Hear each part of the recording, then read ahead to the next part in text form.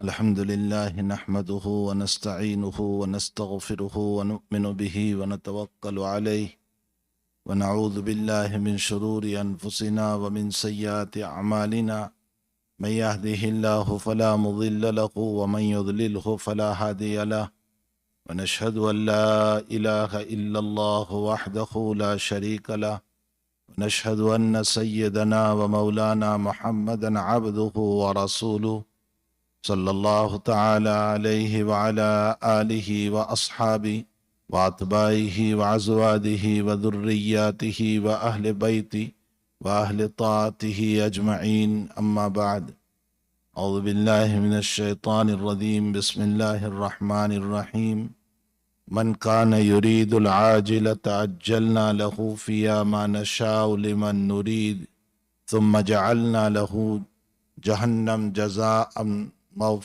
ثم جعلنا له يصلاها مذموما مدحورا ومن أراد الآخرة وسعى لها سعيها وهو مؤمن فأولئك كان سعيهم مشكورا كلا نمد هؤلاء وهؤلاء من عطاء ربك وما كان عطاء ربك محظورا صدق الله العظيم وعن علي رضي الله تعالى عنه قال قال رسول الله صلى الله تعالى عليه وسلم إذا كانت ليلة من نصف شعبان فقوموا ليلها وصوموا نهارها رواه ابن ماجہ رحمهم اللہ تعالی القزوینی۔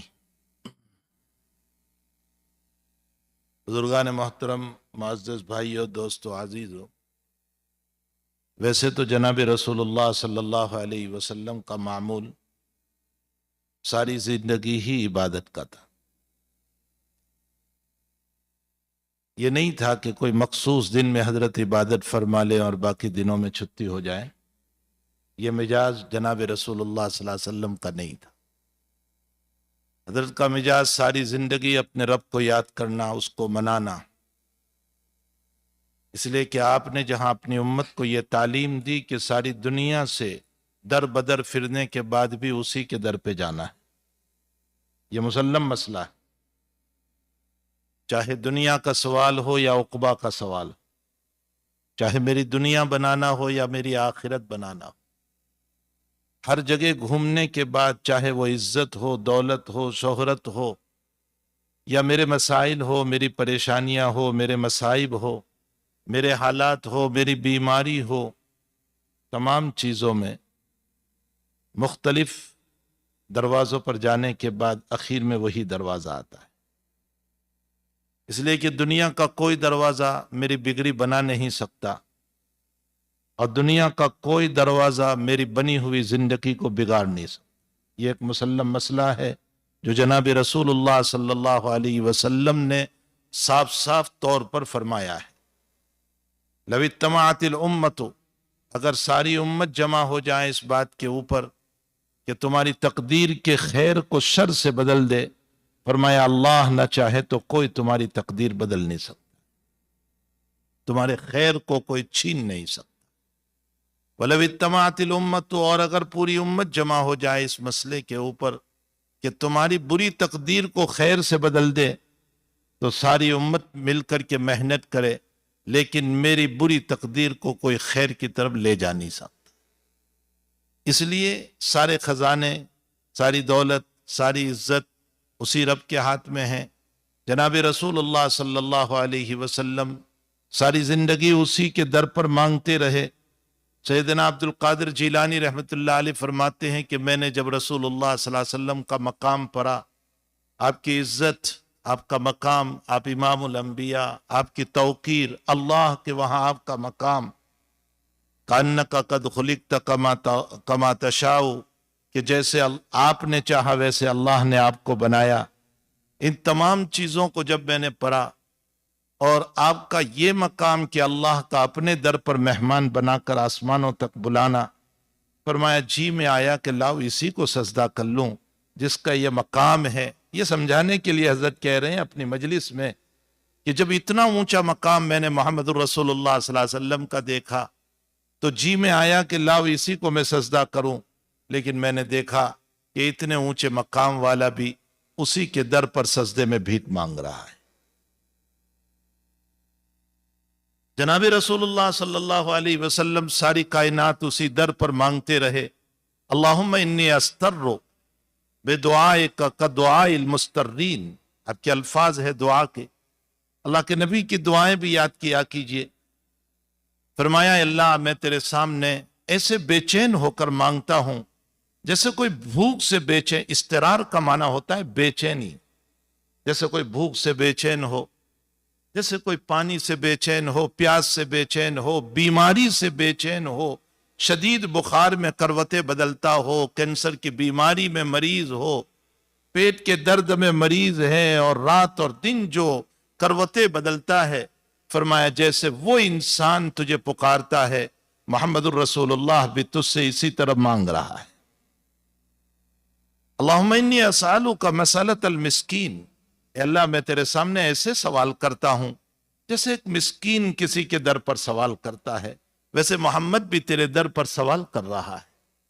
حضرت نے یہ کلمات استعمال کر کے امت کو اس بات کی دعوت دی کہ تمہاری عزت، تمہاری شہرت، تمہارا مقام، تمہاری دولت، یہ سب کچھ اپنی جگہ پر، لیکن حقیقت یہ ہے کہ یہ دینے والا معطی اللہ کی ذات ہے، اسی کے در پر مانگتے رہو ورنہ دیا ہوا کبھی وہ چھین بھی سکتا ہے۔ تو حضرت کی ساری زندگی عبادت پر گزری ہے، کوئی خاص دن ایسا نہیں تھا کہ یہ ہے جناب رسول اللہ صلی اللہ علیہ وسلم کو شب برات میں غسل کر کے ماشاءاللہ نئے کپڑے پہن کر کے در پر آ کر کے عبادت کرتے ہو اور پھر دوسرے دن سے چھٹی ہو جائے۔ حضرت کا یہ مزاج اور یہ نہیں تھا، بلکہ آپ کا مزاج تو یہ تھا کہ نصف لیل کے بعد روزانہ آپ اٹھ جاتے تھے، اس لیے کہ آپ کو حکم دیا گیا تھا قم اللیل الا قلیلا نصفہ او انقص منہ قلیلا او زد علیہ ورتل القرآن ترتیلا، رات میں اٹھیے آدھی رات سے زیادہ یا آدھی رات سے کچھ کم، اور ہمارے سامنے کھڑے ہو جائیے۔ ان لک فی النہار سبحا طویلا، آپ کو دن میں بہت کام ہے، بہت مشغولیت ہے، بہت دعوت ہے، تبلیغ ہے، لوگوں سے ملنا ہے، اپنی ضرورتیں ہیں، اپنے مسائل ہیں، پھر صحابہ کے مسائل کو حل کرنا ہے، تو آپ رات کے خلوتوں میں اپنے رب سے باتیں کیجیے، اپنے اللہ سے باتیں کیجیے، اور رات رکھی ہے اسی لیے۔ اصل میں ایک مسئلہ یاد رکھ، ہمارے اکابر نے بہت پیاری ایک بات احادیث سے ثابت کی ہے، عبادت سکون کو چاہتی، یہ مسئلہ یاد رکھیں، عبادت سکون کو چاہتی۔ اسی لیے جناب رسول اللہ صلی اللہ علیہ وسلم فرماتے ہیں کہ میں نماز جب پڑھاتا ہوں، چونکہ اس زمانے میں تعلیم و تعلم کے لیے عورتوں کو بھی آنے کی اجازت تھی، اس لیے کہ ابتدائی دین تھا، عورتوں کو مسائل سکھانے تھے، اور مستقل علیحدہ جگہ، علیحدہ روم نہیں تھا عورتوں کا، تو آگے مرد ہوتے تھے، بچے ہوتے تھے، پھر عورتیں ہوتی، یہ ترتیب تھی۔ لیکن عورتوں کو بہت احتیاط کہا گیا تھا، اللہ کے حبیب پاک صلی اللہ علیہ وسلم نے فرمایا تھا خوشبو لگا کرنا ہے، روایتوں میں خوشبو لگا کرنا ہے، شاندار کپڑے پہن کرنا ہے۔ تمام روایتوں سے معلوم ہوتا ہے رات کی نمازوں میں عورتوں کا آنا ثابت ہے، دن کی نمازوں میں نہیں۔ عشاء کی نماز کا تذکرہ ملتا ہے، فجر کی نماز کا تذکرہ ملتا ہے۔ پھر عورتوں کو یہ کہا گیا تھا کہ جب تک مرد سجدے سے سر نہ اٹھا لے تم اپنا سر نہ اٹھاؤ، کہیں کسی مرد کے سطر پر نظر نہ پڑ جائیں۔ پھر اس کے ساتھ ساتھ یہ بھی کہا گیا کہ عورتیں نماز پڑھ کے فوراً نکل جائیں، اور مردوں کو کہا گیا کہ تم بیٹھے رہو تاکہ اختلاط نہ ہو، ملنا نہ ہو۔ لیکن امی جان حضرت عائشہ رضی اللہ تعالیٰ عنہ فرما رہی ہے بخاری شریف کی روایت میں کہ اگر میرے آقا ہوتے اور اس وقت امت کی عورتوں کے حالات دیکھتے تو میرا نبی منع کر دیتا۔ حالانکہ وہ خیر القرون کا زمانہ ہے، صحابیات کا زمانہ ہے، نیک لوگوں کا زمانہ ہے، لیکن اس کے باوجود بہت سارے صحابہ کرام نہیں چاہتے تھے۔ حضرت جابر رضی اللہ تعالیٰ عنہ نہیں چاہتے تھے، حضرت عمر رضی اللہ تعالیٰ عنہ نے منع فرمایا، خود اپنی بیوی کو منع کیا کہ مسجد میں نہ جاؤ، اپنے گھر پہ نماز پڑھ۔ تو خیر بہرحال نبی علیہ السلام کے زمانے میں حضرت چونکہ تعلیم دینا تھا، ان کو دین سکھانا تھا، ان کو بھی شریعت سکھانا تھا، اس لیے حضرت نے عورتوں کو اجازت دے رکھی تھی۔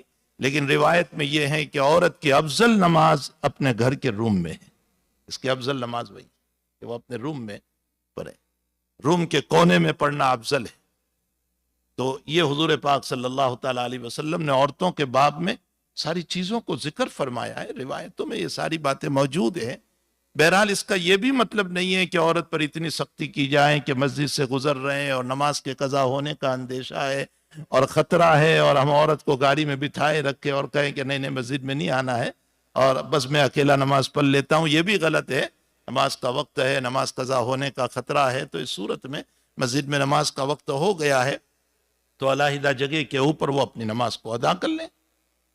خیر یہ ایک بحث ہے۔ میں یہاں یہ کہنا چاہتا ہوں کہ حضور پاک صلی اللہ تعالی علیہ وسلم کے زمانے میں نبی علیہ السلام فرماتے ہیں کہ عورتیں بھی چونکہ مسجد میں آتی تھی، حضرت فرماتے ہیں کہ میں نماز پڑھاتا تھا اور مجھے طویل قرات کرنے کے جی میں آتا تھا، لیکن اتنے میں کسی بچے کے رونے کی پیچھے سے آواز آتی تھی، چونکہ عورتیں اپنے چھوٹے بچوں کو لے کر بھی آتی تھی، کسی بچے کے رونے کی آواز آتی تھی، حضرت فرماتے ہیں کہ میں اپنی نماز کو مختصر کر دیتا۔ اس کی دو وجہ لکھی ہے۔ ایک وجہ تو یہ ہے کہ ماں پریشان نہ ہو جائے، اس لیے کہ ماں نماز پڑھ رہی ہے، اب میں طویل قرات کروں گا تو ماں بھی نماز میں رہے گی اور ادھر بچہ روتا رہے گا تو ماں کا ذہن بچے کی طرف جائے گا، اللہ کی طرف نہیں رہے گا۔ تو اس ماں کی رعایت میں حضرت نماز کو مختصر کر دیتے تھے۔ یہ رحمت للعالمین تھے جناب رسول اللہ صلی اللہ تعالی علیہ وسلم، کہ ایک عورت پریشان نہ ہو جائے، اس کی وجہ سے حضرت اپنی نماز کو مختصر کر دیا کرتے تھے، باوجود کہ آپ تمنا فرما رہے ہیں کہ میں طویل قرات کروں۔ ہمارے اکابر حضرت تھانوی رحمۃ اللہ علیہ نے لکھا ہے کہ میں قرآن کی ہر آیت کو پڑھتا ہوں تو مجھے ہر آیت کے اندر اللہ کی رحمت نظر آتی ہے، اور ہر حدیث کو پڑھتا ہوں تو ہر حدیث میں بھی اللہ کی رحمت نظر آتی ہے۔ حضرت نے ایک مثال دی، حضرت تھانوی رحمۃ اللہ علیہ نے ایک مثال دی، فرمایا کہ اللہ تعالیٰ قرآن کریم میں فرماتے ہیں یا ایھا الذین آمنوا اذا تداینتم بدین الی اجل مسمی فاکتبوہ، اگر تم کسی کو قرض دو یا قرض لو تو تحریر ہونی چاہیے، لکھ لیا کرو اس کو، اپنے کتنے پیسے دیے اس پر گواہ بنا لیا کرو، اور ایسے آدمی سے لکھاؤ، کاتب سے۔ کاتب کا مطلب ہوتا ہے سرکاری آدمی جو ہوتا ہے، ہم لوئر اس کو کہہ دیا کرتے ہیں یا اس طرح کے، اس سے لکھوا لیا کر۔ حضرت تھانوی رحمۃ اللہ علیہ فرماتے ہیں تو پیسہ کا مسئلہ، لیکن مجھے اس میں بھی اللہ کی رحمت معلوم ہو رہی ہے، اس لیے کہ اللہ نہیں چاہتا کہ تمہارا دیا ہوا مال کوئی کھا جائے اور مال برباد ہو جائے، اس لیے اس کو لکھ لیا کرو تاکہ کل کو وہ منع کریں تو تم کورٹ کے ذریعے سے، حکومت کے ذریعے سے اپنے پیسوں کو وصول کر سکو۔ فرمایا اللہ کی رحمت ہے۔ اور پھر حضرت ایک جملہ لکھتے ہیں کہ جو اللہ تمہارے مال کی بربادی کو پسند نہیں کرتا وہ تمہارے جان کی بربادی کو کیسے پسند کرے گا؟ تم برباد ہو جاؤ، یہ کیسے اللہ پسند کرے؟ اور جب دنیا میں بربادی کو پسند نہیں کرتا ہے تو آخرت میں بربادی کو اللہ کیسے پسند کرے گا؟ اس لیے فرمایا ما یفعل اللہ بعذابکم ان شکرتم وآمنتم، اللہ تمہیں عذاب دے کر کیا کرے گا؟ ما یفعل اللہ بعذابکم ان شکرتم، اللہ کے شکر گزار بندے بنو اور ایمان لے آؤ، وکان اللہ شاکرا علیما، اللہ تمہارا شکر ادا کرے گا۔ خالق ہو کر کے یہ 2-4 رکعت پڑھنے والے کا اللہ شکر ادا کر رہا ہے، وکان اللہ شاکرا، یعنی ثواب عطا کرے گا، اور تمہارے اعمال کو وہ خوب جانتا ہے کہ تم نے اس کی رضا کے لیے کیا ہے یا دنیا کی رضا کے لیے کیا ہے، تو وہ عالم بھی ہے، وہ جانتا بھی ہے۔ تو ہر آیت میں اللہ کی رحمت معلوم ہو رہی ہے۔ مسلم شریف کتاب الایمان کی روایت میں ہے کہ نبی اکرم صلی اللہ علیہ وسلم سے سوال ہوا کہ یا رسول اللہ، اگر کوئی چور ڈکیت آ جائے میرے گھر میں اور میرا مال لوٹنے لگے اور اس سے میرا مقابلہ ہو جائے اور میں اسے مار دوں تو فرمایا معاف ہے۔ فرمایا وہ مجھے مار دے تو؟ فرمایا تو شہید ہے۔ کتاب الایمان کی روایت حضرت فرماتے ہیں کہ تو شہید ہے۔ اب یہاں سوال یہ ہوتا ہے کہ میں تو میرے مال کے لیے مارا گیا، اس کی حفاظت کے لیے، کوئی خاص عبادت کے لیے نہیں، میں تو میرے مال کے لیے علماء محققین نے لکھا ہے کہ مومن کا مال ایمان کی وجہ سے قیمتی ہو گیا، اس لیے کہ نسبت الی ایمان ہو گئے اس کی۔ تو جیسے مومن قیمتی ہے، مومن کا مال بھی قیمتی۔ بشرطے کہ وہ حلال کا ہو، جائز ہو، ناجائز نہ ہو، حرام کا نہ ہو۔ تو ایمان کی طرف نسبت ہونے کی وجہ سے اس کا مال بھی بڑا قیمتی بن گیا۔ تو بہرحال ہر حدیث کے اندر نبی علیہ السلام کی رحمت معلوم ہو رہی ہے، ہر آیت میں اللہ تعالیٰ کی رحمتیں معلوم ہو رہی ہے۔ تو حضور پاک صلی اللہ علیہ وسلم کا معمول گرامی تو نصف لیل کے بعد اللہ کے سامنے کھڑے ہونا، اور کبھی 5 پارے، کبھی 6 پارے، کبھی 7 پارے، کبھی 8 پارے پڑھنا، اور جتنا طویل قیام، اتنا طویل رکوع اور اتنا طویل سجدہ۔ میرا اور آپ کا سجدہ شاید 3 سبحان ربی العلیٰ کا ہوتا ہے، یا اب زیادہ سے زیادہ 5 سبحان ربی العلیٰ کا ہوتا ہے۔ حضرت کا سجدہ جتنا قیام طویل ہوتا تھا اتنا ہی طویل آپ سجدہ بھی فرماتے تھے۔ عائشہ صدیقہ رضی اللہ تعالیٰ عنہ فرماتی ہے کہ حضرت جو ہے نماز پڑھتے رہتے تھے اور میں سامنے لیتی رہتی تھی۔ حضرت جب سجدے میں آتے تو میرا پاؤں دبا دیتے، کوئی بہت بڑا مکان نہیں تھا، تو یہاں سامنے حضرت عائشہ لیتی ہوئی ہے اور حضرت نماز پڑھ رہے ہیں۔ جب حضرت سجدے میں آتے تھے تو میرا پاؤں دبا دیتے، تو میں اپنے پاؤں کو سمیٹ لیتی تھی، پھر حضرت سجدہ فرماتے۔ تو حضرت عائشہ سے پوچھا گیا حضرت عروہ رحمۃ اللہ علیہ نے کہ کیا آپ کو پتہ نہیں چلتا تھا کہ نبی علیہ السلام سجدے میں آ رہے؟ تو فرمایا بیٹے کیا بتاؤں تمہیں، ہمارے گھروں میں قندیل اور دیا اور چراغ جلانے کے لیے تیل نہیں ہوا کرتا تھا، بس اندھیرا ہوتا تھا، اور اس اندھیرے کے اندر جو ہے حضرت نماز پڑھتے تھے، اور پھر حضرت کا طویل قیام ہوتا تھا، میں اتنا بیدار کیسے رہتی، تو میں سو جاتی تھی۔ حضرت جب سجدے میں آتے تھے تو میرا پاؤں دبا دیا کرتے تھے، تو میں اپنے پاؤں کو سمیٹ لیتی تھی۔ بہرحال حضرت کا تو روزانہ ہی کا معمول تھا کہ اللہ کے دربار میں کھڑے ہوتے تھے اور اس کو راضی کرتے تھے، اس سے مانگتے تھے۔ اللہ تعالیٰ نے آپ کو فرمایا تھا قم اللیل الا قلیلا، اور پھر عجیب و غریب بات یہ ہے کہ 5 نمازیں بعد میں آئی ہے، تہجد پہلے آئی ہے۔ تہجد تو سن نبوی 3 کے اندر نازل ہوئی، قم اللیل الا قلیلا مزمل جو ہیں وہ نبوت کے 3 سال نازل ہوئی، اور 5 نمازیں آپ کو ملی ہیں معراج میں، اور معراج علی حسب الاختلاف، ہجرت سے 2 سال پہلے، 1 سال پہلے، یا 3 سال پہلے آپ کو ہجرت ہوئی ہے، تو 5 جو ہے معراج ہوئی ہے، تو آپ کو 5 نمازیں بعد میں ملی ہیں اور تہجد پہلے ملی۔ اور عجیب بات یہ ہے کہ پہلے مدثر کا نزول ہوا جس میں تبلیغ کا حکم دیا گیا، یا ایھا المدثر قم فانذر وربک فکبر، آپ اٹھیے، ڈرائیے امت کو، اپنے رب کی بڑائی بیان کیجئے، اس کے بول بولیے، اس کی توحید بیان کیجئے، اس کی عظمت بیان کیجئے، اس کی عزت بیان کیجئے، اس کا مقام بیان کیجئے۔ وربک فکبر وثیابک فطہر، اپنے کپڑوں کو پاک رکھ کے، یہ نہیں کہ شب برات میں ہی پاک کر کے آنا ہے اور پھر باقی دنوں میں گندے پھرتے رہنا ہے، یہ مطلب نہیں ہے، ہمیشہ پاک رہنا ہے۔ طہارت تو جزء لازم ہے، امت کا جزء لازم ہے طہارت۔ یہ طہارت وہ چیز ہے کہ جناب رسول اللہ صلی اللہ علیہ وسلم کا غزر 2 قبر کے اوپر سے ہوا اور دونوں کو عذاب ہو رہا تھا۔ حضرت نے فرمایا من دفنتم اليوم، یہ کون لوگ ہیں جن کو تم نے دفن کیا؟ فرمایا حضرت ابھی قریب زمانے میں دفن ہوئے ہیں۔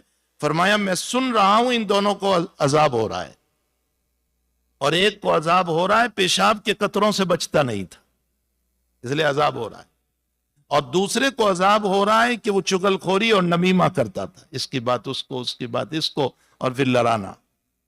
جیسے آج کل ایک فضا بن چکی ہے، ایک مجاز بن چکا ہے کہ ایک دوسرے کی باتوں کو نقل کر کے پھر آپس میں کیسے ٹکراؤ ہو جائیں، تصادم ہو جائیں، ان کے درمیان جھگڑا کیسے ہو جائیں، اور ہم دیکھ کر کے تماشا بھی بنے رہے، تماشا دیکھتے رہیں۔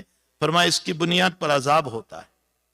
اسی لیے علماء نے لکھا ہے کہ قیامت کے دن پہلا سوال نماز کا ہوگا، نمازیں کتنی لے کر آئے، اور نماز کا مقدمہ طہارت ہے، وضو، اور قبر یہ آخرت کا مقدمہ ہے، تو اس مقدمے میں مقدمے کا سوال ہوگا، یعنی قبر میں طہارت کا سوال ہوگا، اور قیامت کے دن نماز کا سوال ہوگا، اور حقوق العباد کے اندر سب سے پہلا سوال قتل کا ہوگا۔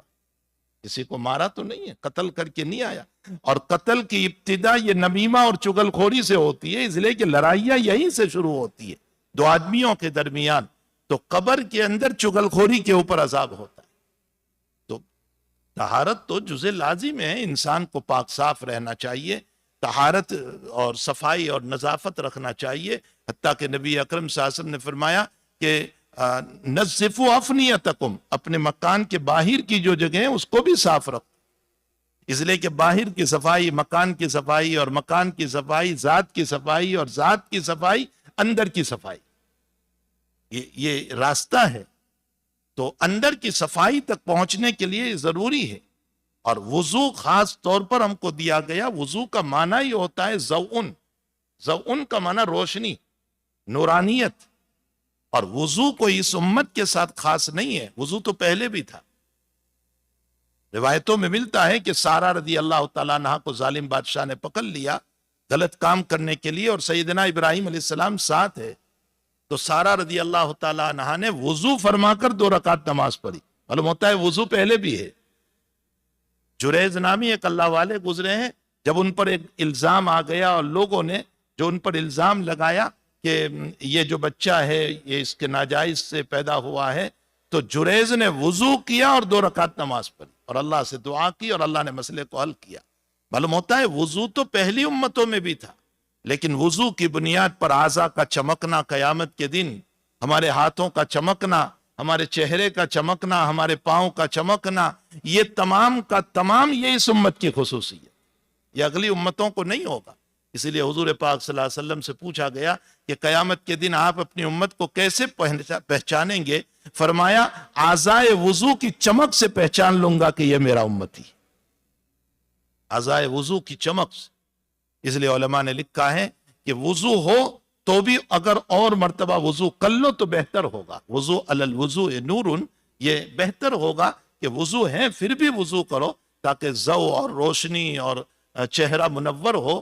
تو بہرحال مدثر جو ہے پہلے دی گئی اور اس کے بعد فوراً مزمل آپ کو دی گئی، اس میں اشارہ کیا گیا اس بات کی طرف کہ پیغمبر صلی اللہ علیہ وسلم آپ جو تبلیغ کرنے والے ہیں، مدثر قم فانذر وربک فکبر، اس تبلیغ میں بڑی معین، بڑی مددگار، بڑی تعاون کرنے والی اگر کوئی نماز ہے تو وہ رات کی نماز ہے۔ اس رات کی نماز میں جتنا دل اللہ سے لگاؤ گے، دن کے کاموں میں اللہ کی نصرت اترے گی، اللہ تعالیٰ کی مدد اترے گی، یہ دونوں میں مناسبت ہے۔ اس لیے مدثر پہلے ہیں اور مزمل اس کے بعد ہیں۔ اس لیے ارباب تبلیغ کو، ارباب تعلیم کو، ارباب تدریس کو، ہر ایک کو چاہیے کہ تہجد کے اپنے آپ کو عادی بنائیں، 2-4 رکعت پڑھیں۔ میں نہیں کہتا ہوں کہ 4 بجے سے اٹھ جائیں، 4:30 بجے سے اٹھ جائیں، اس وقت قریباً 6:15 پر جا کر کے صبح صادق ہو رہی ہے، ہم 5:30 بجے اٹھتے اور 5:30 بجے اٹھ کر کے اپنی کچھ ضرورتوں کو پوری کر کے مختصر، میں یہ بھی نہیں کہتا ہوں کہ 1 پارہ پڑھو، آدھا پارہ پڑھو، 2 پارے پڑھو، یہ نہیں کہہ رہا ہوں، مختصر پڑھو، چاہے والضحیٰ اور علم نشرح پڑھ لو اور علم ترى اور لیلاف پڑھ لو، لیکن اٹھو اور اٹھنے کے بعد اللہ کے سامنے 2-4 رکعت پڑھ کر کے حق تعالیٰ کے سامنے خلوت کے اندر، جب میں اور میرا اللہ ہوتا ہوں، بچے بھی سوئے ہیں، بیوی بھی سوئی ہے، سارے لوگ سوئے ہوئے ہیں اور اب اپنے خلوت میں اپنے اللہ سے باتیں کر رہے ہیں۔ علماء نے لکھا ہے کہ تہجد کے موقع پر نزول رحمت رب جو ہے، یعنی اللہ کی رحمت جو نازل ہوتی ہے، اس کی سب سے بڑی وجہ یہ ہے کہ فرائض میں سے تو ہے نہیں، یہ تہجد نماز فرض تو ہے نہیں، یہ تو سنت ہے، پھر اتنا بڑا مقام تہجد کو دے دیا گیا۔ تو حافظ ابن حجر عسقلانی رحمۃ اللہ علیہ نے لکھا ہے کہ اصل میں تہجد پڑھنے والا اپنے 3 محبوبوں کو چھوڑتا ہے۔ تہجد جو پڑھتا ہے نا، وہ 3 محبوب کو چھوڑتا ہے۔ پہلا محبوب کون ہے اس کا؟ پہلا محبوب اس کی میٹھی نیند ہے، جس کو رات بھر نیند نہ آئی ہو اس کو بھی صبح نیند آ جاتی، جس کو دانت میں درد ہو اس کو بھی نیند آ جاتی۔ تو صبح کی نیند احلا، حدیث میں آتا ہے احلا، بہت میٹھی نیند ہوتی ہے، بہت میٹھی نیند ہوتی ہے۔ تو یہ اس کی محبوب تھی، اس نے محبوب کو اللہ پر قربان کر دیا۔ اور دوسرا وہ گرم گرم بستر تھا، خصوصاً ونٹر کے اندر، اور ماشاءاللہ یہاں کے ماحول میں جب باہر سے سردی کے ہوائیں اور جھونکے چل رہے، اور ایسے وقت میں بہترین لحاف اوڑھ کر کے سونا، یہ بڑا محبوب تھا اس کو، اس نے اپنے اس محبوب کو بھی چھوڑ دیا۔ اور تیسرا اپنی محبوب بیوی جس کے ساتھ سویا ہوا تھا اس کو بھی چھوڑ دیا۔ رب کریم فرماتے ہیں یہ تینوں محبوبوں کا چھوڑنا اپنے رب کی محبت میں ہے، تو پھر تیرا رب بھی تجھے اپنی رحمتوں سے نواز رہا ہے، یہ وجہ لکھی۔ تو بہرحال قم اللیل الا قلیلا، یہ رات کی نماز جو ہے نا بہت محتم بالشان، اور امت نے اس نماز کو چھوڑ دیا ہے۔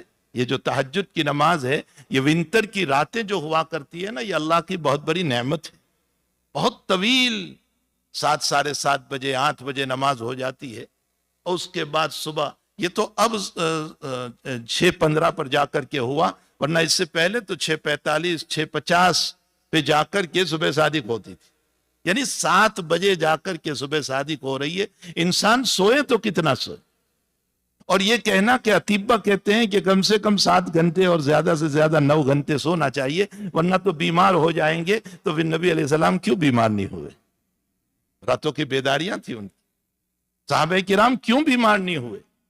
جبکہ عمر اور ابو بکر کے بعد میں آتا ہے کہ عشاء کے بعد کھڑے ہوتے تھے تو صبح صادق تک تلاوت ہوتی۔ ان اکابر کے بعد میں کیوں بیماریاں نہیں آئی؟ حقیقت یہ ہے کہ انسان جب قرضے پر آ جاتا ہے نا، تو اللہ اپنی طرف سے بغیر ویٹامن کے بھی ویٹامن پیدا کر دیتا ہے، اس میں انرجی پیدا ہو جاتی، اس میں اللہ کی طرف سے قوت آ جاتی، طاقت آ جاتی، اور جب نہ کرنا ہو نا تو پھر دنیاوی اسباب کے محتاج بنے پھرتے، پھر دنیا کے اسباب کے ہم محتاج ہوتے ہیں کہ اس سے ویٹامن پیدا ہوگی، اس سے انرجی پیدا ہوگی، اور اسی کی بنیاد پر میں جی سکوں گا، اور یہ نہیں ہوگا تو میں جی نہیں سکوں گا۔ ورنہ اکابر کی زندگی پلے کہ رات بھر عبادت کرنے کے باوجود اخیر میں جو ان کی دعائیں منقول ہے، اس میں وہ یہ کہتے تھے کہ اللہ رات چھوٹی ہو گئی تو اس سے باتیں کرنے کا رہ گیا، یعنی روزانہ باتیں کرتے ہیں اس اللہ سے، اور طویل راتیں جاگتے ہیں، اور پھر اخیر میں کہتے ہیں کہ اللہ باتیں کرنا رہ گیا تیرے ساتھ۔ بہرحال جناب رسول اللہ صلی اللہ علیہ وسلم کا معمول گرامی یہ تھا کہ آپ تو روزانہ ہی اللہ کی عبادت میں رات بھر مشغول رہتے تھے، آدھی رات کے بعد دربار رب میں کھڑے ہوتے تھے، لیکن پھر بھی کچھ راتیں ایسی ہوتی ہے کہ جس کے اندر اللہ کی طرف سے کچھ فیوز، کچھ برکات، کچھ انوار دیے جاتے ہیں، انہی میں شب برات ہے۔ شب برات لیلۃ البرات اس کو کہا جاتا ہے۔ روایتوں میں قریباً 8 روایتیں ہیں، اب کچھ علماء اس پر کلام کرتے ہیں کہ یہ روایتیں ضعیف ہے، بلکہ بہت ضعیف ہے، جس میں سر فہرست شیخ الاسلام ابن تیمیہ ہے، اور اس کے بعد ان کے شاگرد رشید ابن جوزی ہے، اور اس کے بعد ابن رجب حنبلی ہے۔ ان لوگوں نے ان روایتوں پر کلام کر کے کہا ہے کہ اس کی کوئی حیثیت نہیں، کچھ نہیں ہے، بس یہ جو ہے کوئی خاص مسئلہ اس میں نہیں ہے۔ لیکن اس کے مقابلے میں بہت سارے اکابر نے اس روایت کے باب میں ان روایتوں کو قبول کیا۔ علامہ انور شاہ صاحب کشمیری رحمۃ اللہ علیہ نے جب امام ترمذی نے یہ باب قائم کیا، باب النصف من شعبان، ترمذی میں باب ہے، تو اس باب کی تحت شاہ صاحب فرماتے ہیں کہ اس کی عبادت ثابت ہے، البتہ خاص شکل نہیں، اور روایتیں اپنی جگہ کچھ نہ کچھ قابل اہتمام ہیں، یہ نہیں کہ بالکل ترک کر دی جائے۔ علامہ زاہد کوثری رحمۃ اللہ تعالی علیہ فرماتے ہیں کہ اس میں 8 روایتیں ہیں، جس میں 5 روایتیں متکلم فی ہیں اور 3 روایتیں حسن کے درجے کی، درجے حسن کی۔ ہمارے شاہ عبدالحق صاحب محدث دہلوی رحمۃ اللہ علیہ نے کتاب لکھی ہے ما ثبت بالسنہ، اس کتاب کے اندر اس رات کے باب میں بھی روایتوں کو نقل کر کے ثابت کیا ہے کہ سنت سے ثابت۔ صاحب ہدایہ جیسا محقق اور محقق، اتنا بڑا آدمی، وہ جب متبرک راتوں کو گنواتا ہے تو ان متبرک راتوں میں اس رات کو بھی گنوا رہا ہے۔ والفقہاء محتاطون، فقہاء تو بہت محتاط ہو، لیکن آپ نے گنوایا، اس کا مطلب اس کی کوئی نہ کوئی اصل ہے۔ بالکلیہ یہ کہہ دینا کہ اس کی کوئی اصل نہیں ہے، یہ غلط ہے، اور یہ کہنا کہ نہیں اس میں فلاں فلاں طریق پر عبادت کرنا چاہیے، یہ بھی غلط ہے۔ فضیلت ثابت ہے، کوئی خاص طرح کی عبادت ثابت نہیں، یہ مسئلہ یاد رکھے، فضیلت ثابت ہے، کوئی خاص طرح کی عبادت، خاص طرح کی عبادت کا مطلب یہ ہوتا ہے کہ 4 رکعتی عنوان سے پڑھیں اور جماعت کے ساتھ پڑھیں، اور 4 رکعتی عنوان سے پڑھیں اور جماعت کے ساتھ پڑھیں، اور اس کے لیے باقاعدہ جماعت کی جائے، یہ سب ممنوع ہے، بلکہ افضل یہ ہے کہ اپنے گھروں کے اندر یہ نفلی عبادت کی جائے، یہ افضل ہے۔ حضور پاک صلی اللہ تعالی علیہ وسلم بہت کم مسجد میں سنتیں پڑھتے تھے، حضرت کا معمول اپنے گھر میں پڑھنے کا، بلکہ روایتوں میں ہے کہ اپنے گھروں میں نمازیں پڑھا کرو. وَلَا تَتَّخِذُوهَا قُبُورًا، اپنے گھر کو قبرستان نہ بناؤ. گھروں کو قبرستان نہ بنانے کا مطلب جیسے مردے قبرستان میں نماز نہیں پڑھتے، اگر تم بھی گھروں میں نماز نہیں پڑھو گے تو تمہارا گھر بھی ایک قبرستان ہے. تو اپنے گھروں کو قبرستان نہ بناؤ، وہاں نوافل پڑھا کرو، وہاں سنت. ہاں یہ اور بات ہے کہ اگر ہم مسجد سے نکلنے کے بعد خطرہ یہ ہے کہ شیاطین الانس کھڑے ہوں گے باہر، شیاطین الجن تو ہوتے ہی ہے، شیاطین الانس بھی ہوتے، یہ قرآن سے ثابت ہے. من شر الوسواس الخناس الذی یوسوس فی صدور الناس من الجنۃ والناس. یہ وساوس ڈالنے والے من الجنت بھی ہے اور والناس بھی ہے. تو باہر شیاطین الانس کھڑے ہوں گے اور باتوں میں لگا کر کے ہماری سنتوں کو ضائع کر دیں گے، تو پھر یہیں پڑھ لو، پھر یہیں پڑھ لینا بہتر ہے. ورنہ نوافل کو اپنے گھروں میں پڑھنا چاہیے تاکہ ہمارا گھر قبرستان نہ بن جائے. اور گھر میں پڑھنے کے بڑے فوائد ہیں. علماء نے لکھا ہے، ایک حکمت تو یہ لکھی ہے کہ گھروں میں پڑھیں گے تو اللہ شیاطین کو گھروں سے دور کرے گا. اور ہمارے گھروں میں اگر پاک جن ہیں، اس لیے کہ ہر مکان میں یہ مخلوق ہوا کرتی ہے، ہمیں پتہ نہیں ہوتا ہے، تو پاک جن ہیں تو ان کو تقویت ملتی ہے، بلکہ وہ ہماری تعاون میں کرتے. دوسرا فائدہ یہ ہے کہ گھروں میں اگر ہم نوافل پڑھیں گے تو فائدہ یہ ہوگا کہ ہماری اولاد کی تربیت ہوگی، وہ ہمیں دیکھ کر پڑھیں گے. تیسرا سب سے بڑا فائدہ یہ لکھا ہے کہ گھروں میں بیٹھ کر گناہ بھی بہت ہو جاتے ہیں. فون لے کر کے بیٹھتے ہیں، کسی کو پتا تو ہے نہیں، اب چلی ہے اس کی اس کی دنیا بھر کی برائیاں چلتی ہے. گھروں میں بیٹھ کر ہی تو چلتا ہے سب، چپ چاپ، تاکہ کسی کو پتا نہ چلے. تو جس گھر میں ہم نے بیٹھ کر برائیاں کیے، حدیث شریف میں ہے کہ جس جگہ ہم نماز پڑھتے ہیں وہ قیامت کے دن گواہی دے گا. تو ہم نے اپنے گھروں میں اگر نمازیں پڑھی ہے تو ہماری در و دیوار اور ہماری جگہ مکان کی یہ قیامت میں جب ہماری گواہی دیں گے، اور ہمارا نیکیوں کا پلڑا جو گھر کی گواہی پر ہے وہ گناہ والے پلڑے سے غالب آ گیا، تو انشاءاللہ بخشش کا فیصلہ ہو جائے. اس لیے کہ گھر میں بیٹھ کر جو گناہ کرتے ہیں اس کے مقابلے میں یہ نیکیاں ہماری بڑھ جاوے. تو افضل تو یہ ہے کہ اپنے گھروں میں، اور میں نے پہلے بتایا کہ عبادت میں سکون چاہیے. حضور پاک صلی اللہ علیہ وسلم فرماتے ہیں کہ بچہ روتا ہے میں نماز مختصر کر دے. حضرت فرماتے ہیں کہ میں ایک مرتبہ مسجد میں آیا، اور اس لیے آیا تھا کہ میں یہ بتاؤں کہ شب قدر کون سی رات ہے. شب قدر اللہ تعالیٰ نے بتایا تھا، خاص رات بتائی تھی کہ فلاں رات ہے. اب اس سال کے لیے بتائی تھی یا ہمیشہ کے لیے بتائی تھی، یہ اپنی جگہ ہے، لیکن بہرحال آپ کو یہ بتایا تھا کہ فلاں رات ہے، 21 ہو 23 ہو، جو بھی بتائی تھی. فرمایا میں جب آیا تو دو آدمی آپس میں تو میں کر رہے تھے. یہ کعب ابن مالک اور عبداللہ ابن حضرت رضی اللہ تعالیٰ عنہما تھے، صحابی رسول ہے. اور کسی مسئلے پر کچھ پیسے ان کے باقی تھے کعب ابن مالک کے، اور اس میں کچھ مسجد کے اندر ان کی آواز بلند ہو گئی، اور وہ کچھ مانگنے کے اندر آواز بلند ہو گئی. حضرت فرماتے ہیں کہ میں آیا تو تھا تمہیں رات بتانے کے لیے، لیکن ان دونوں کی آواز میں صلح میں پڑ گیا، اور ان کے صلح کے اندر پڑنے کی وجہ سے اللہ نے میرے دماغ سے اس رات کو بھلا دیا، یعنی تعین کو بھلا دیا. اب تم 21 23 25 27 29 راتوں میں سے ہر رات میں عبادت کیا کرو، اللہ تمہیں کوئی نہ کوئی رات میسر کر دے. محققین علماء لکھتے ہیں کہ آپسی الجھاؤ کی وجہ سے اگر لیلۃ القدر کی تعین کا مسئلہ اللہ نے بلا دیا تو نماز میں سکون نہ ہو تو خشوع خضوع کہاں رہتا ہے. عبادت سکون چاہتی، اور سکون ہمارے مکانوں میں زیادہ بہتر ہوتا ہے.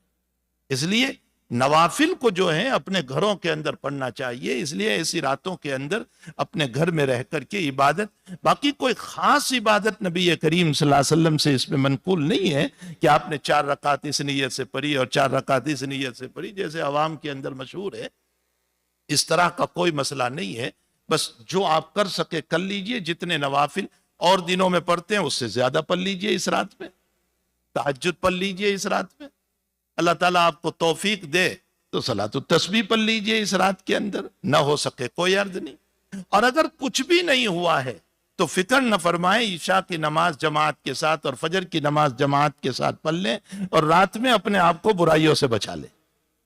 بس اپنی رات کو سو کر کے چاہے گزار دیں، دونوں نمازوں کو جو ہے سکون کے ساتھ جماعت کے ساتھ پڑھ لیں. باقی یہ کہ برائی نہ کریں. تو کوئی خاص عبادت کا طریق نہیں بتایا ہے جناب رسول اللہ صلی اللہ علیہ وسلم نے، اس لیے اس میں غلو نہیں کرنا چاہیے. دوسری بات کہ ترمذی شریف کی روایت ہے کہ حضرت عائشہ رضی اللہ تعالیٰ عنہ فرماتی ہے کہ میں رات میں حضرت میرے مکان سے اٹھ کر کے گئے اور میں آپ کی تحقیق میں نکلی. اگرچہ روایت ضعیف ہے، اس میں کچھ روات ضعیف ہے، لیکن بہرحال اس روایت سے اتنا ضرور ثابت ہوتا ہے کہ نبی کریم صلی اللہ علیہ وسلم کو میں نے دیکھا کہ وہ قبرستان میں ہے. حضرت سے میں نے پوچھا کہ حضرت آپ یہاں آئے؟ تو فرمایا کہ آج لیلۃ النصف من شعبان ہے، یعنی جس کو ہم شب برات کہتے ہیں، 15ویں رات ہے، تو اس لیے میں یہاں آیا ہوں اور میں مرحومین کے لیے دعائے مغفرت کرنے آیا ہوں. معلوم ہوتا ہے کہ اس رات میں دعائے مغفرت کرنا چاہیے. اس کے لیے یہ ضروری نہیں ہے کہ آپ قبرستان ہی جاؤ، یہ مسئلہ بھی سمجھ لیں. دعائے مغفرت اپنی جگہ بھی ہو سکتی. حضرت سے ایک مرتبہ کی یہ روایت ملتی ہے. تو بہرحال دعائے مغفرت اس رات میں کرنا چاہیے، اپنے مرحومین کے لیے، اپنے والدین کے لیے، اپنے مشائخ کے لیے، اپنے اساتذہ کے لیے، اپنے اقارب کے لیے، اپنے رشتہ داروں کے لیے، امت مسلمہ کے لیے اس رات میں دعائے مغفرت کرنی چاہیے. پھر حدیث شریف میں ہے کہ ایک قبیلہ تھا بنو کلب، وہ بکریاں گوٹس بہت پالتا تھا. تو حضرت نے فرمایا کہ اس رات کے اندر بنو کلب کی بکریوں کے بال جتنے ہیں اوپر، وہ بال کے برابر اللہ تعالیٰ اس رات میں لوگوں کی مغفرت فرماتے ہیں. جب اتنے سارے لوگوں کی مغفرت فرماتے ہیں تو ہم اپنی بھی مغفرت مانگ لیں، اپنے اقارب کی مغفرت مانگ لیں، اپنے والدین کی مغفرت مانگیں، اپنے رشتہ داروں کی. مجھے ایک عمل یاد آ گیا، وہ میں آپ کو ذکر کر دوں. 70,000 مرتبہ کلمہ شریف کو محفوظ کر لو، پڑھو. ضروری نہیں ہے ایک دن میں، زندگی میں 70,000 70,000 مرتبہ لا الہ الا اللہ لا الہ الا اللہ. ہر 20-25 مرتبہ کے بعد ایک مرتبہ پورا کلمہ پڑھ لو، یعنی محمد الرسول اللہ. باقی صرف لا الہ الا اللہ پڑھتے رہیں. فرمایا کہ جس نے 70,000 مرتبہ، شیخ عبداللہ تستری رحمت اللہ تعالیٰ علیہ کے باب میں حضرت شیخ محمد زکریا صاحب نے، ملا علی قاری نے اور ترجمان السنہ میں یہ واقعہ نقل کیا ہے.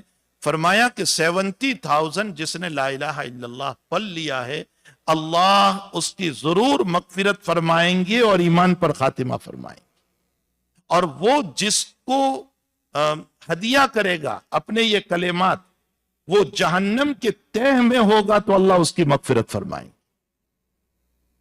تو شیخ نے بھی اس واقعے کو نقل کیا ہے کہ شیخ عبداللہ کے پاس کوئی صاحب آئے، انہوں نے کہا کہ میری بہن شدید عذاب میں ہے. تو حضرت فرماتے ہیں کہ میرے پاس 70,000 لا الہ الا اللہ تھا، میں نے ان کو، اس کی بہن کو ہدیہ کر دیا. تو اس بھائی نے دوسرے دن بتایا کہ الحمدللہ میری بہن کو خواب میں دیکھا کہ اللہ نے مغفرت فرما دی.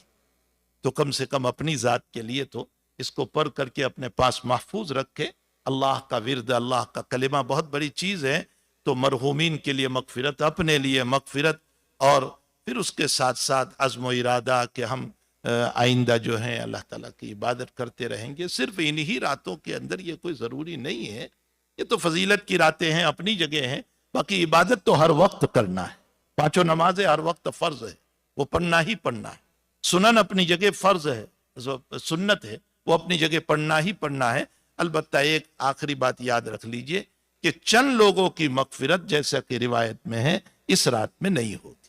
وہ 5 لوگ ہیں جن کی مغفرت نہیں ہوتی. اس میں نمبر 1 مشرک، وہ چاہے شب برات ہو چاہے شب قدر ہو، وہ چاہے رمضان ہو چاہے رمضان کا آخری عشرہ ہو. یہ مسئلہ یاد رکھے، مشرک کی مغفرت نہیں ہوتی. نمبر 2، مغفرت نہ ہونے کا مطلب یہ نہیں ہے کہ دائمی طور پر مغفرت نہیں ہوگی، بلکہ مغفرت نہ ہونے کا مطلب یہ ہے کہ ابھی اس حال میں ان کی مغفرت نہیں ہوتی. ان گناہوں کے ساتھ اگر توبہ کر لیں گے تو اللہ مغفرت کر دے گا. مشرک کی توبہ قبول ہوتی ہے، مغفرت ہے. دوسرا، ان راتوں کے اندر اور کس کی؟ والدین کا نافرمان. ہاں یہ سن لیں، والدین کا نافرمان، اس کی مغفرت نہیں ہوتی. یہ مسئلہ یاد رکھیں کہ وَقَضَىٰ رَبُّكَ أَلَّا تَعْبُدُوا إِلَّا إِيَّاهُ وَبِالْوَالِدَيْنِ إِحْسَانًا کی تحت لکھا ہے کہ ہمارے والدین چاہے کافر ہو، مشرک ہو، نافرمان ہو، اللہ کے باغی ہو، کچھ بھی ہو، لیکن ہمیں توہین کی اجازت نہیں، ان کی بات میں، ان کے کفر و شرک میں ہاں نہیں ملانا ہے۔ وہ گناہ کا حکم کرے تو لا طاعت لمخلوق فی معصیت الخالق، ان کی اطاعت نہیں کرنا، لیکن ان کی توہین نہیں کرنا۔ ہم دو چار مسئلے پڑھ لیتے ہیں تو اپنے والدین کے اوپر جو ہے بس نہ معلوم کیا اپنے آپ کو علامہ سمجھ لیتے ہیں کہ اپنے والدین کے اوپر زور زور سے بولنے لگتے۔ تو وبالوالدین احسانا اما یبلغن عندک الکبر احدہما او کلاہما، جنہوں نے بڑے پیار سے، بڑی محبت سے ہمیں بڑا کیا ہے، بچپن میں ہماری وجہ سے ان کا سونا چھوٹا، رات کی نیند چھوٹی، ہمارے رونے پر وہ روئے، ہمارے ہنسنے پر وہ ہنسے، ہمیں چلتے سکھایا، ہمارے منہ میں نوالا رکھا، ہماری بیماریوں پر وہ طرف گئے، جنہوں نے اتنی قربانیاں دی ہو، اللہ اپنی توحید کے ساتھ ان کو بیان کر رہا ہے۔ وبالوالدین احسانا فلا تقل لہما اف ولا تنہرہما، ان کو جھڑکنا مت، ان کے سامنے اف بھی نہ کہنا، وقل لہما قولا میسورا، نرم بات کرنا ان کے سامنے، اور ان کے لیے دعا کرنا رب ارحمہما کما ربیانی صغیرا، اے اللہ بچپن میں انہوں نے مجھ پر رحم کیا ہے، اے اللہ تو ان پر رحم فرما، آج یہ محتاج ہیں، ضعیف ہے، کمزور ہیں، تو ان کی اطاعت، ان کی فرما برداری، ان کی خدمت، اور اس کے ساتھ ساتھ اگر مرحوم ہو چکے ہیں تو ان کے لیے دعائے مغفرت، ان کے نام پر صدقہ، اور اگر ہمارے والدین دنیا سے ناراض ہو کر گئے ہیں تو اس صورت میں اس کا طریقہ فقہا نے لکھا ہے کہ ان کے لیے خوب دعائے مغفرت کریں اور ان کے نام پر صدقہ کریں، اللہ انشاءاللہ والدین کو راضی کر دے گا۔ آج بہت سارے نوجوان جو ہیں یہ مادی دنیا میں پڑھ کر کے اپنے والدین کی جو نافرمانی کر رہے ہیں۔ ایک نوجوان کا جملہ مجھے کسی نے سنایا کہ تمہاری مستی کا نتیجہ ہے، باقی کوئی چیز نہیں ہے۔ حقیقت یہ ہے کہ اب تعالیٰ جل شانہ نے جس کو جواز کا فتویٰ دیا ہے اس پر تو اشکال کر رہا ہے، اپنے ایمان کی خیر بنا لے۔ یہ تو والدین کو جس طریق سے ملنے کا قرآن نے اجازت دی ہے اس کے علاوہ حرام طریق ہے، تو اس طریق کو تو مستی سے تعبیر کر رہا ہے اور تیرے وجود پر تو احسان جتا رہا ہے اپنے والدین کے اوپر۔ اپنے ایمان کی خیر منانا چاہیے۔ بعض مرتبہ بعض کلمات ایمان سے نکال دیتے ہیں، ہمیں پتہ بھی نہیں چلتا۔ تو والدین کی نافرمانی کرنے والا الا ہے کہ وہ معافی مانگ لے، یا اگر مرحوم ہیں تو ان کے لیے معافی کی شکلیں پیدا کر۔ تیسرا مشاہین کا معنی دل میں کینہ رکھنے والے، نفرت رکھنے والے۔ دین کے خاطر کینہ رکھنا بالکل جائز ہے، بالکل جائز ہے۔ کوئی نماز نہیں پڑھتا، کوئی رشوت کھا رہا ہے، کوئی گناہوں میں مبتلا ہے، کوئی جو انتہائی درجہ برائیوں میں مبتلا ہے، تو صحابہ کرام سے بھی ثابت ہے کہ آپ نے ان کے ساتھ قطع تعلق بھی کیا ہے اور ان سے نفرت بھی کی ہے۔ خود اللہ کے نبی نے فرمایا من احب للہ وابغض للہ وعاطى للہ ومنع للہ، اللہ کے لیے محبت کرو، اللہ کے لیے دشمنی رکھو۔ تو دین کے خاطر، لیکن دنیا کے خاطر اپنے دلوں میں نفرت، بلا وجہ کے نفرتیں لے کر کے چلتے رہنا اور اپنے آپ کو ہر وقت پریشان رکھنا، اللہ تعالیٰ ان کی بھی مغفرت نہیں کرتا ہے۔ یاد رکھو، ایک ہے معافی، ایک ہے تلافی۔ یہ بات یاد رکھے، کسی کے پیسے لیے ہیں، آپ ان سے معافی بھی مانگے، تلافی بھی کریں۔ صرف معافی سے کام نہیں چلتا۔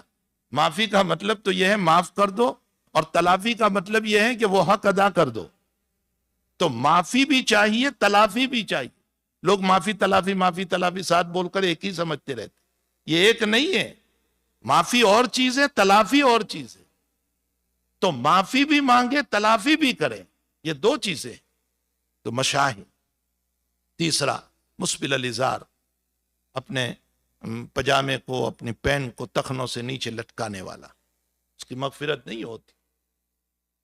جو کبر کی وجہ سے، تکبر کی وجہ سے اپنے پجامے اور پین کو نیچے لٹکاتا ہے، اس کی مغفرت نہیں ہوتی ہے۔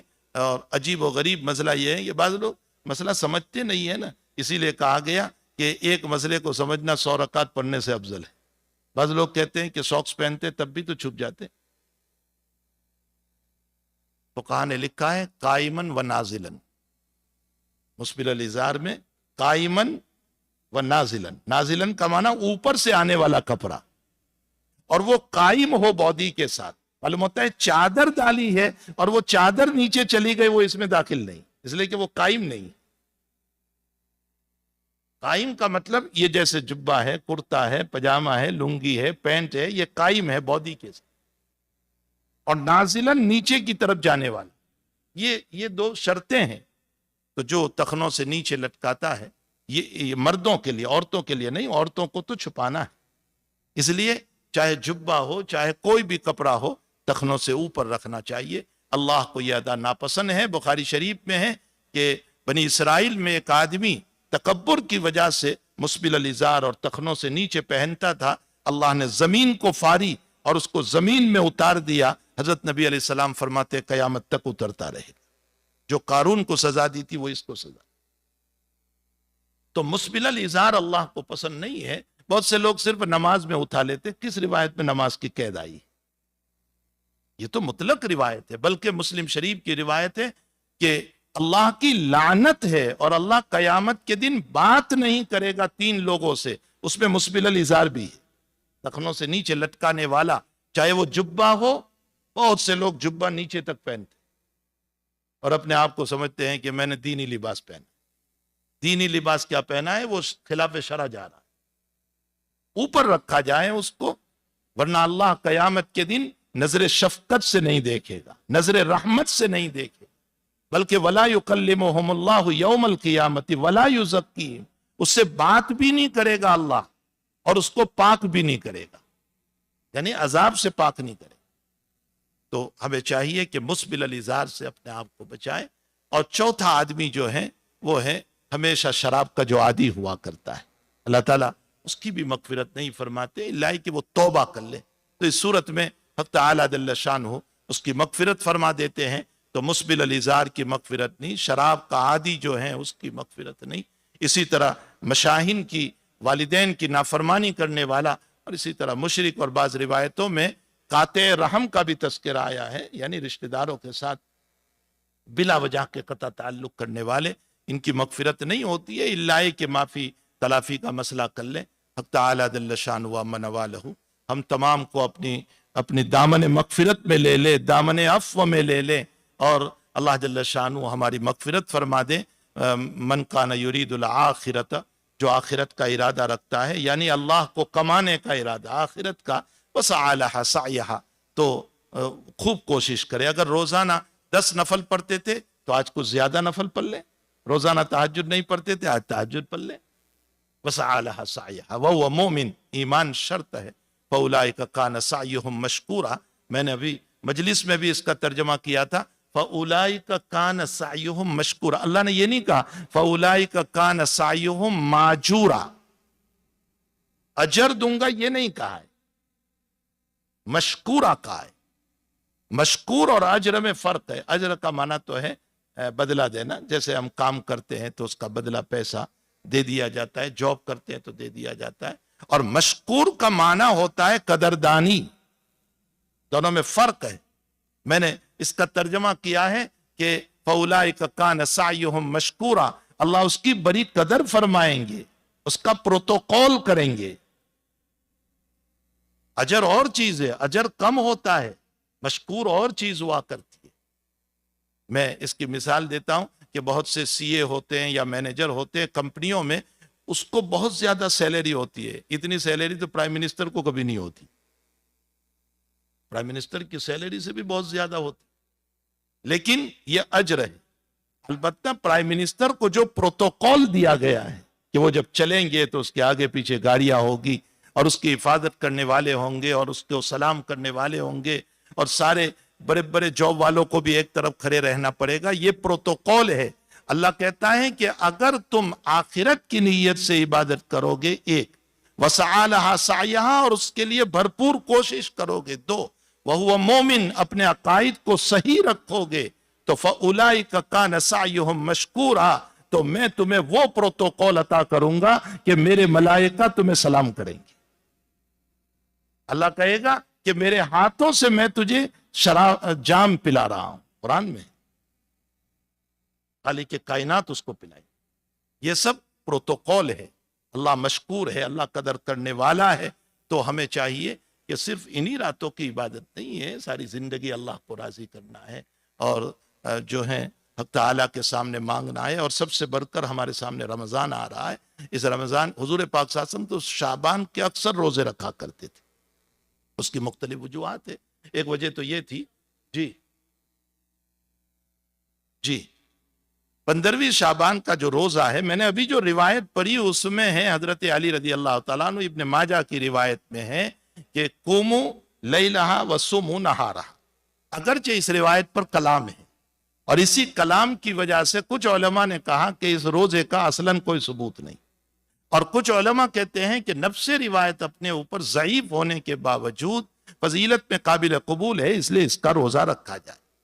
اب اس حل کو حل کرنے کے لیے، اس مسئلے کو حل کرنے کے لیے سب سے بڑی چیز یہ ہے کہ اس اختلاف سے بچنے کے لیے جناب رسول اللہ صلی اللہ علیہ وسلم کا معمول یہ تھا کہ حضرت ایام 20 کے بھی روزہ رکھا کرتے تھے. ایام 20 کا منع 13، 14 اور 15، تو یہ 15 کل ہے.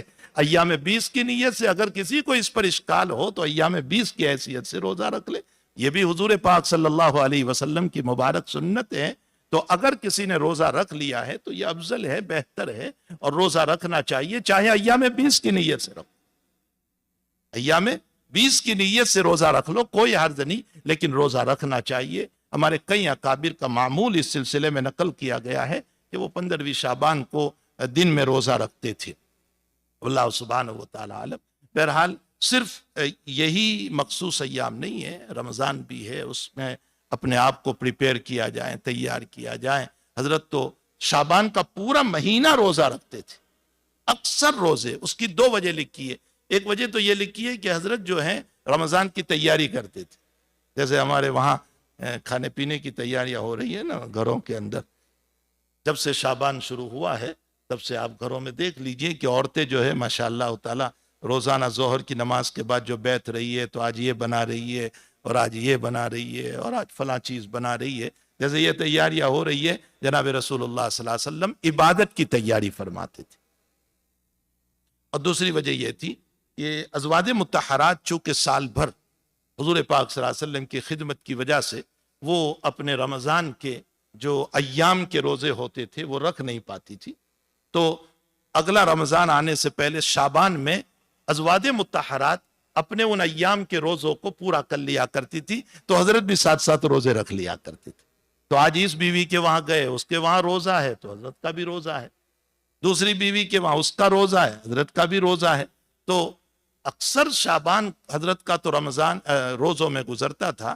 رہ گیا 15ویں شعبان کا روزہ، تو جیسے میں نے بتایا ابن ماجہ کی یہ روایت ہے، لیکن اس پر کلام ہوا ہے. دوسری بات یہ ہے کہ اگر کسی کو اس روایت پر کلام نظر آئے تو کم سے کم ایام 20 بھی سنت ہی ہے، حضور پاک صلی اللہ علیہ وسلم کا مبارک طریق ہے. بہرحال اس نیت سے روزہ رکھ لیا جائے. اللہ جل شانہ مجھے اور آپ کو، ہم تمام کو دین کی قدر کرنے کی توفیق عطا فرمائے. مسئلہ اصل یہ ہو گیا ہے کہ کرنا نہیں ہوتا ہے نا، اسی لیے بہت سارے لوگ جو ہیں بہت سی باتوں کو بیان کرتے رہتے ہیں. اس لیے بدعت کی حد تک ہم نہ جائیں. بدعت جس کو نبی علیہ السلام سے قطعاً ثبوت نہیں، جو سراسر بدعت ہے، جس سے اللہ کے نبی ناراض ہوتے ہیں، جو بالکل موضوع روایت ہو، جو بالکل غلط روایت ہو، ان روایتوں تک نہ جائیں. وہ موضوع ہے اور نبی کی طرف جھوٹی نسبت کرنا یہ حرام نہیں، حرام ہے. اور بلکہ حضور فرماتے من کذب علی متعمدا فلیتبوأ مقعدہ من النار. میں دنیا میں اس کو سنا دیتا ہوں کہ جس نے جھوٹی حدیث کی میری طرف نسبت کر دی اس کا ٹھکانہ جہنم ہے. تو نہ ہم جھوٹی حدیثیں بیان کریں، نہ جھوٹی حدیثوں پر جائیں، نہ اس پر عمل کریں، نہ بدعت کو اپنی زندگی کا شیوا بنائیں. بس جو آپ کے دل میں آئے وہ نوافل پڑھیں، یا کم سے کم تہجد پڑھ لیں، یا آخری درجہ میں نے بتایا کہ عشاء اور فجر کو جماعت کے ساتھ پڑھ لیں. اللہ سے دعاؤں کا اہتمام کریں، اپنے لیے مانگیں، اپنی اولاد کے لیے مانگیں، اپنے اقارب کے لیے مانگیں، رشتہ داروں کے لیے. امت مسلمہ حالات میں ہے اس وقت، چاروں طرف سے جہاں دیکھو حالات حالات حالات ہے.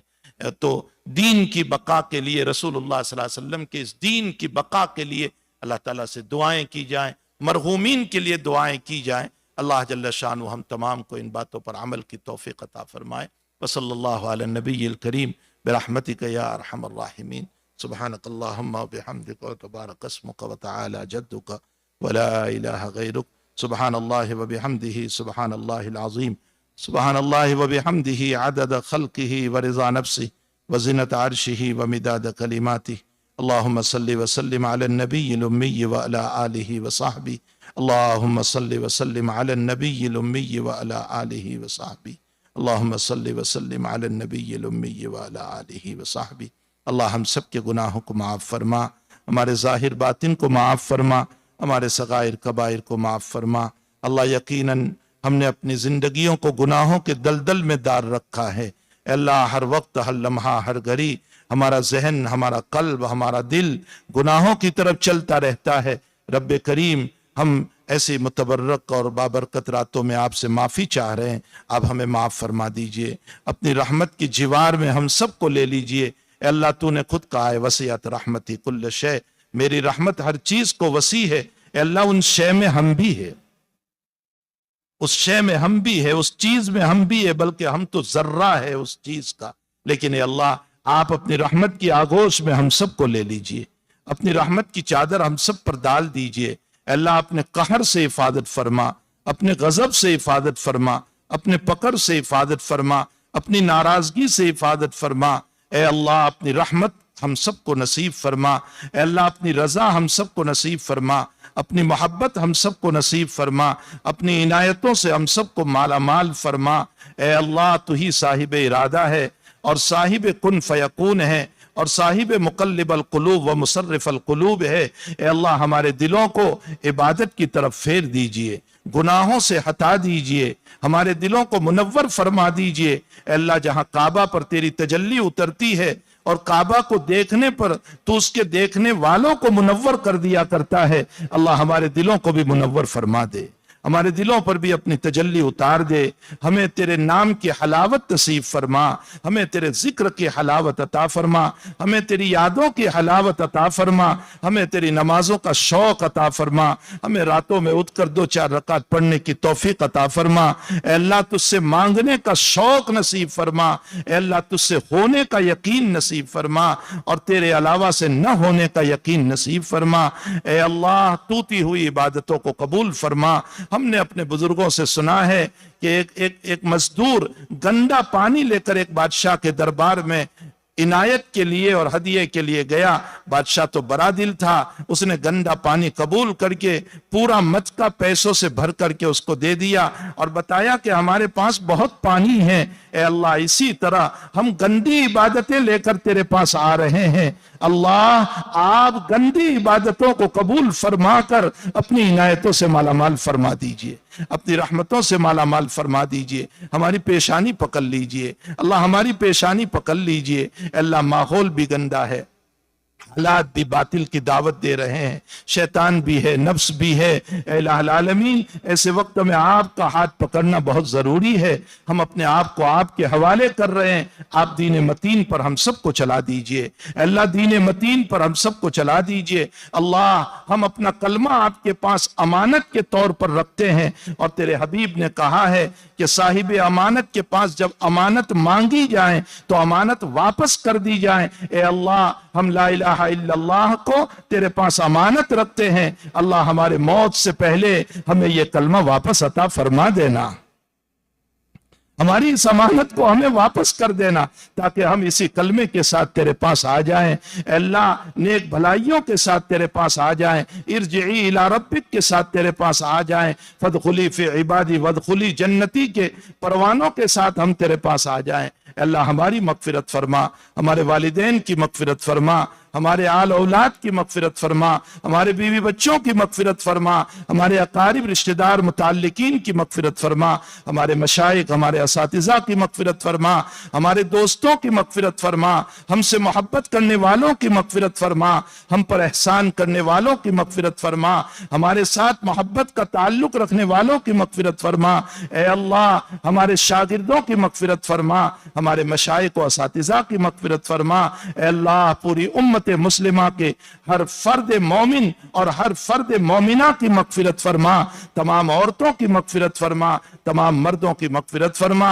अल्लाह हमारी बच्चों हमारे औलादों को इलाहुल आलमीन नेक और सालेह बना, मुती और फरमाबरदार बना, हमारी आंखों की ठंडक बना, बिगड़ने और फिसलने से, जलालत और गुमराहियों से आज की मुबारक रात में आपसे भीख मांग रहे हैं। अल्लाह हमारी नस्लों की हिफाजत फरमा, हमारी तमन्नाओं से ज्यादा बेहतर बना, अल्लाह हमारी तमन्नाओं से ज्यादा बेहतर बना, अल्लाह हमारी तमन्नाओं से ज्यादा बेहतर बना। अल्लाह उनको हाफिज कुरान बना, उनको दीन के दाई बना, अल्लाह उनको ईमान का परचम लेकर चलने वाले बना। अल्लाह कयामत तक हमारी नस्लों में ईमान को कायम दायम फरमा। अल्लाह बीमारों को शिफा अता फरमा, कोई हार्ट का, कोई कल्ब का मरीज है, कोई कैंसर का मरीज है, अल्लाह कोई और बीमारियों में मुब्तला है, कोई हॉस्पिटल में एरिया रगड़ रहा है, कोई घरों में परेशान हाल है, मालिक सबकी बीमारियों में शिफा अता फरमा दे, सबको आफियत अता फरमा, सेहत अता फरमा, तंदुरुस्ती अता फरमा। इलाहुल आलमीन हम सबको भी मोहलिक बीमारियों से हिफाजत फरमा। ए अल्लाह कैंसर से हिफाजत फरमा, अल्लाह ब्रेन हेमरेज से हिफाजत फरमा, फालेज और लकवे से हिफाजत फरमा, मोहताज बनने वाली बीमारियों से हिफाजत फरमा, रुलाने वाली बीमारियों से हिफाजत फरमा। अल्लाह किसी के दर पर बेबस होकर के पड़े रहें, ऐसी बीमारियों से हिफाजत फरमा। अल्लाह अपने दर के अलावा किसी के दर का मोहताज न बना, अपने दर के अलावा किसी के दर का मोहताज न बना, अपने दर के अलावा किसी के दर का मोहताज न बना। हमारा जाहिर भी सवार दे, हमारा बातिन भी सवार दे, हमारे बातिन को कल्ब अल्लाह हसद से, कीने से पाक फरमा दे, बुग़्ज़ और अदावत और नफरतों से पाक फरमा दे। ए अल्लाह बातिनी शुरूर और शरारत और खबासत से पाक फरमा दे। ए अल्लाह मरहूमीन मोमिनीन और मोमिनात की मग़फ़िरत फरमा। अल्लाह आला इल्लियीन में उन्हें जगह अता फरमा।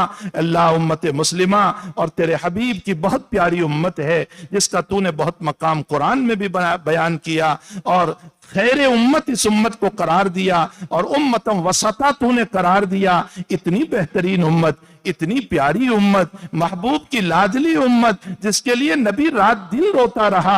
अल्लाह इस वक्त ऐसे हालात से गुजर रही है कि जाहिर में इनका कोई मुईन और मददगार तेरे अलावा कोई नजर नहीं आ रहा है।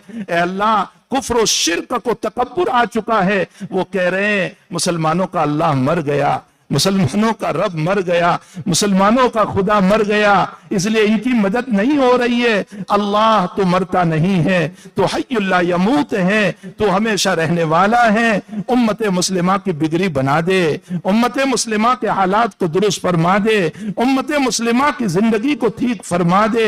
अल्लाह अल्लाहुम्मा अंसुरहुम वला तंसुर अलैहिम, अल्लाहुम्मा अंसुरहुम, अल्लाहुम्मा अंसुरहुम, अल्लाहुम्मा अंसुरहुम। अल्लाह मुसलमानों की नुसरत तो मदद फरमा और अल्लाह मुसलमानों को भी सुन्नत रसूल पर चलने की तौफीक अता फरमा। अल्लाह शरीयत मुतहरा पर चलने की तौफीक अता फरमा, हलाल लुकमों की तौफीक अता फरमा, हराम से हिफाजत फरमा, जायज जिंदगी नसीब फरमा, नाजायज तरीकों से हिफाजत फरमा। अल्लाह हमें ताइबीन में से बना दे, आबिदीन में से बना दे, मुसल्लियीन में से बना दे, तेरे महबूब बंदों में से बना दे। ए मालिक बिन दीनार जैसे लुटेरे इंसान को विलायत देने वाले अल्लाह, आप हमें भी अपनी विलायत दे दीजिए। अल्लाह तू तो वो जात है कि तूने कैसे ही गलत रास्तों पर चलने वालों को मकाम विलायत अता फरमा दी। फुजैल बिन अयाज को उठाया और विलायत दे दी और न मालूम कितनों को तूने दे दी। ए अल्लाह आप हमें भी अपनी विलायत में शामिल फरमा दीजिए, अपनी विलायत में अपने नेक बंदों में शामिल फरमा दीजिए। ए अल्लाह आप हमें अपना बना लीजिए, हमें अपना बना लीजिए। अल्लाह आप हमें अपना बना लीजिए और ए अल्लाह मग़ज़ूब अलैहिम में से बनने से हम सब की हिफाजत फरमा, दालीन में से बनने से हिफाजत फरमा, तेरे कहर व गज़ब और लानत वालों में से बनने से हम सब की हिफाजत फरमा। अल्लाह ये मजमा तेरे दर पर भिखारी बनकर हाथ फैला कर बैठा हुआ है और न मालूम ये आवाज जहां जहां जा रही है वो सब भी तेरे सामने मर्द औरत हाथ फैला कर बैठे हुए हैं। ए अल्लाह इसमें जिसकी आमीन तुझे प्यारी हो उनकी आमीनों के साथ हम सब की आमीनों को भी कबूल फरमा ले, सबकी जरूरतों को दस्ते गैब से पूरा फरमा। سب کی حاجتوں کو پورا فرما، سب کی پریشانیوں کو دور فرما، مصیبتوں کو دور فرما۔ اس مجمع میں نہ معلوم کیسے کیسے لوگ ہیں کہ جو اپنی مصیبتوں کو، اپنے حالات کو، اپنی پریشانیوں کو دلوں میں چھپا کر بیٹھے ہیں۔ اے علیم بذات الصدور، تو بہت جانتا ہے، ان کے حالات کو بہتر بنا دے، جو بھی مصیبتیں ہیں دور فرما دے، حالات کو ختم فرما کر اچھے حالات سے مبدل فرما دے۔ ایسی رات اور آئندہ کی راتیں ہمیں بار بار نصیب فرما، تجھے راضی کرنے کی توفیق عطا فرما، ہماری دعاؤں کو اپنے فضل و کرم سے قبول فرما۔ وصلی اللہ علی نبینا محمد وآلہ وصحبہ اجمعین برحمتک یا ارحم۔